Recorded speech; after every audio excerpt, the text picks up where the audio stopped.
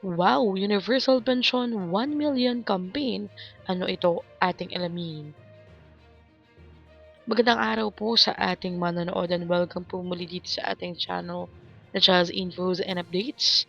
Alam niyo po bang inulunsad ng Committee on Senior Citizens ang isang malawakang kampanya para makakalap ng 1 milyong lagda bilang suporta sa Universal Social Pension or USP para sa lahat ng senior citizens sa bansa.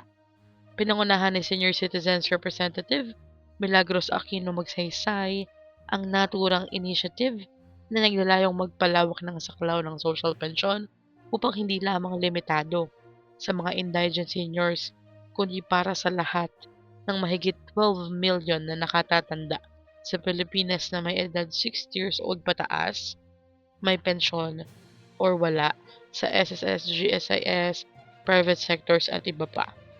Bahagi po ng kampanya ang ceremonial turnover ng 20,000 na lagda or signatures mula sa mga senior citizen ng Marikina City na pinangunahan naman ni Representative Miro Kimbo.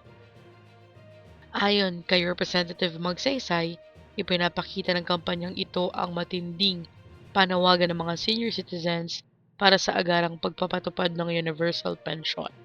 Aniya nagsasama-sama ang iba't ibang sektor tulad ng Office of the Senior Citizens Affairs, mga lokal na pamahalaan at iba't ibang organisasyon mula sa 81 provinces, 149 na lungsod at 1,493 na municipality upang maisakatuparan ang layunin.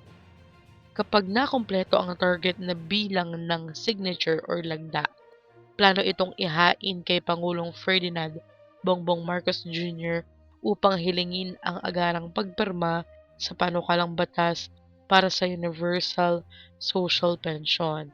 Panoorin po natin itong video na ito na interview kay Representative Magsaysay. Sabi ko naman sa mga presidente no, ng organization, kasi lahat naman ng barangays ay may presidente ng mga senior citizens organizations, na tulungan na lang nila yung aming mga kapatid na lalong-lalo na po yung bedridden na nag-iisa sa buhay. Tulungan po nila na hindi lang po sa pagrehistro, no, pero tulungan po nila, at lalong-lalo na po kailangan mairehistro sila para naman buwan-buwan may tatanggapin sila pag naisabatas na ito.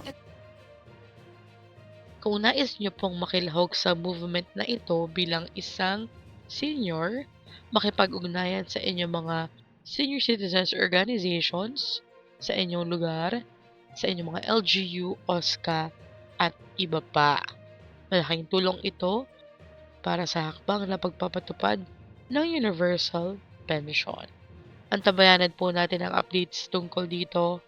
Hanggang dito na lamang po muna. Ito ang Chaz Infos and Updates. Like, share, and subscribe para kayo ay updated. God bless po and have a nice day.